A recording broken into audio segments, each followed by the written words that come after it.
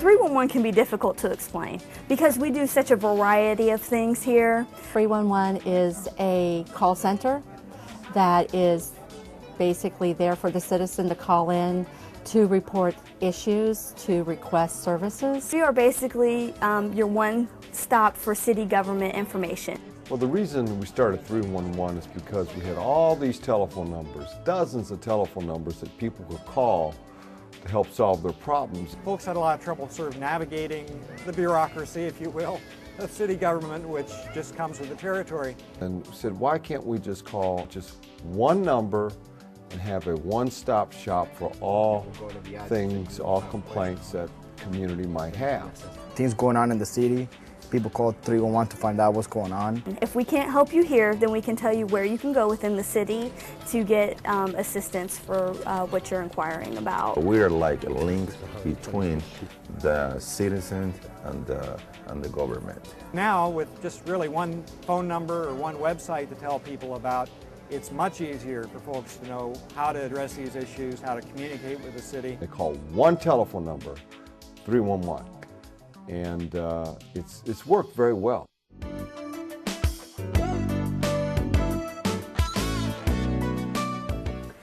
Well, we are not 411, so we are not general information in the sense of where is the nearest movie theater.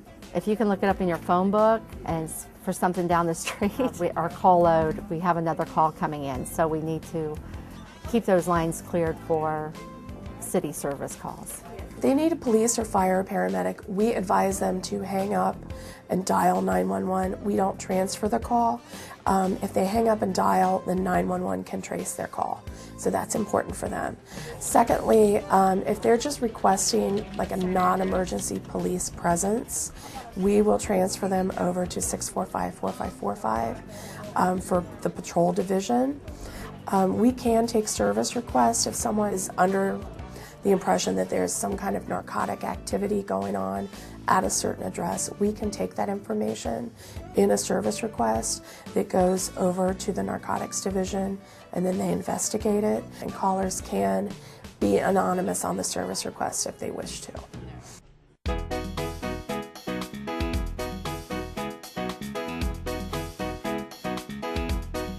A lot of calls are just for general city services. Bulk pickup.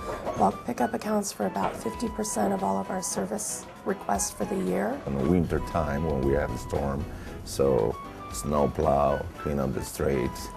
Potholes, a lot of street maintenance, a lot of code enforcement calls, especially when the weather gets warmer. We got grass growing now, so that's one of the major calls now. And sometimes it's just a general question. We may not know it, but we have the number who you could call to get that information. Metropolitan Housing Authority is 421-6000. If we're not able to help them right away, we do have a very large list of contacts. We'll either put them on hold and then call our contact and ask the question and then get back to the customer. If it's something that's going to take a long time to kind of look into, we will get their name and number and have one of the representatives assigned to callbacks that day call them back later on with the information. If they can't deal with something, they let us know, but usually they find a way to. I mean, I don't think in the years I've been calling them that I've ever had them say that they couldn't help me with something. They've always been very helpful.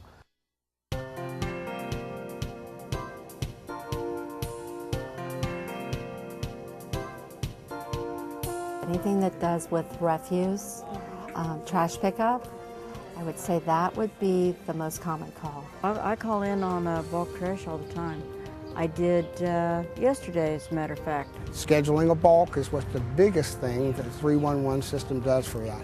I think the majority of their calls that they receive are probably to schedule bulk pickups for the refuse collection division. In the meantime, what I can do, I can set up a bulk pickup service. It's the majority of the stuff we do pick up is sofas and mattresses and recliners, TV sets. Some of that stuff needs to be properly prepared before we pick it up, but we do pick it up. Aluminum shed? No, we don't take that. No. That's considered a building material.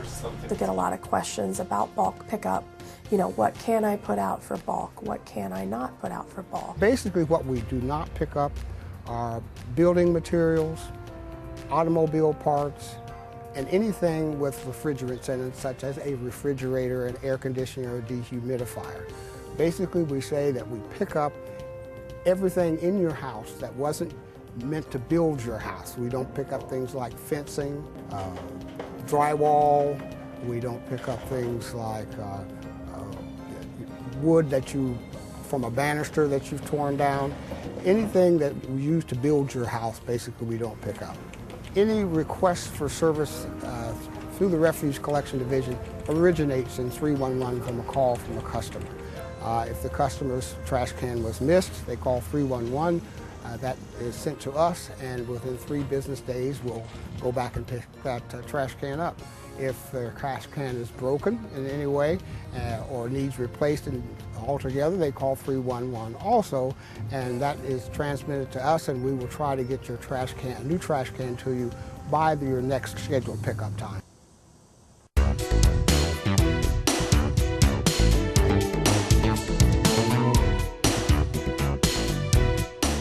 Within the street maintenance section of the Division of Planning and Operations, we work very closely with 311 staff and their personnel. Typical 311 requests of the street maintenance section include pothole patching, graffiti removal, street sweeping, and mowing in the right-of-way. And what's the intersection there? They call it a pothole if they don't have a specific address. We need an intersection, a major intersection. You know, what direction were they traveling in, what side of the street, was it near the curb. Do ask often is how big in diameter is the pothole, if you notice. Then, after it comes to 111, it is sent to a street maintenance investigator, and the city is divided up in several different zones, and we have investigators who are over each of these geographic zones. They write up a work order if it's appropriate. We have a 72-hour performance standard that we try very hard to adhere to, weather permitting, as long as there aren't any other factors that prevent us from taking care of it. And then it's fixed, and we close out the 311. If people don't call in potholes, then they'll get worse. I mean, street maintenance does their best to find potholes, but you know, by the citizens being active, it helps everyone as well.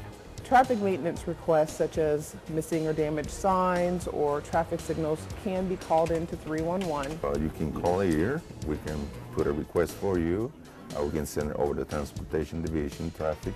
Those calls are sent to the department right away because the stop sign is very important. Yeah. And then they will route it to the traffic maintenance facility if it's deemed to be an emergency, and they'll take care of it very quickly. I do ask, do you have any speed signs in that location on your street? No, I don't have any, so I create one for speed signs, so they can put some speed signs in that area. Would you like to have a speed trailer? Like he said, oh yes, I think that will slow down some vehicles. Great, okay, so I'll create another one for speed trailers.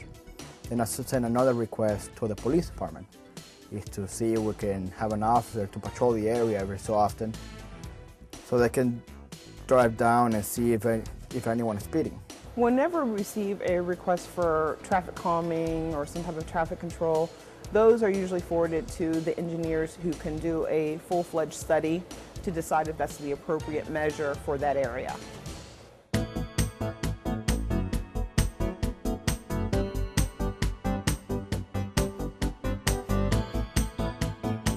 One of the things I thought was important was to track each complaint.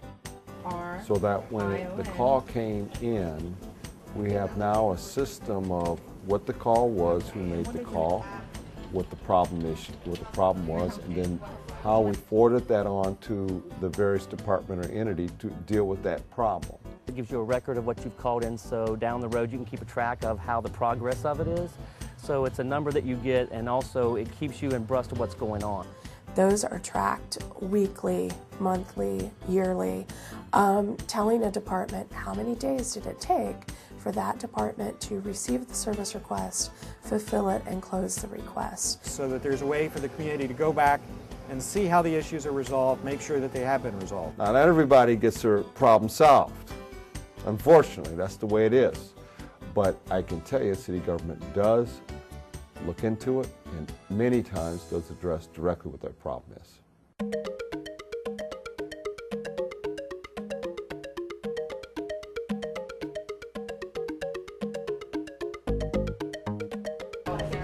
Ok, muy legítimo. Ok, ¿cuál es la dirección, por favor? We have a large population in Columbus that speak other languages. They come in and they have heavy accents. We just try to slow the call down and get as much information as we can. Then we do our best to be patient and just really listen. And sometimes we do have to, request that they repeat themselves, but, in a nice manner because we want to work with them too. We do have 3 bilingual service representatives, and when the caller initially calls, we'll direct them to select a certain number, gets them right to a Spanish-speaking representative. If, for whatever reason, I don't have a Spanish-speaking representative available, one of the other reps will try to assist, get the information necessary, and then have one of the Spanish-speaking reps call them back. If it isn't Spanish within our database, there is information on calling the language line. That is a service that we have to subscribe to, and it's very expensive. However, the resident can initiate the call to the language line themselves, and that allows an interpreter to call back and forth, or to speak back and forth, so that we can get their issue going. So it's a way in which those who speak other languages can get their issues responded to and addressed as well.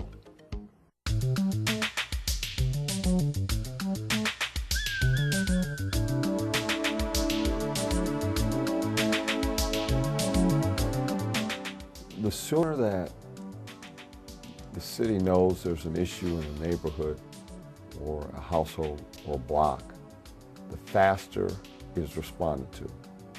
So when people know they can call 311, they will be responded to. Pretty much every week when we're out in our neighborhood picking up trash, we'll actually, if we see something going on, we will call, so on a weekly basis. What I like about 311 is that everybody there is professional, they're very nice, they usually write the ticket right there, they get back with you, and if we have any questions, they're there to answer them. For me, it's the telephone when I'm picking up trash because I can call right then and there with my phone.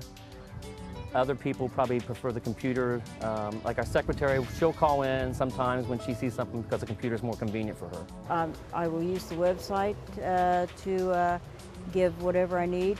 Monday, I have my tracking numbers, and I'm ready to go. Through the week, I call 311, and I use it faithfully.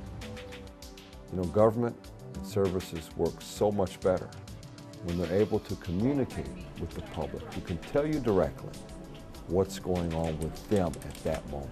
Sometimes I have friends or relatives that say they can't get something done. I say, have you tried the 311 call center? You should really try them because they really are on it and they get things done for you. So try it. Would you like to write down your reference number? Simply the fact that it's recorded, that there's a request established, gives folks a lot of comfort knowing that it's not just getting lost somewhere in the system. We always strive for perfection, but we are the #1 call center, the #1 311 center in the country. And that's something to be proud of.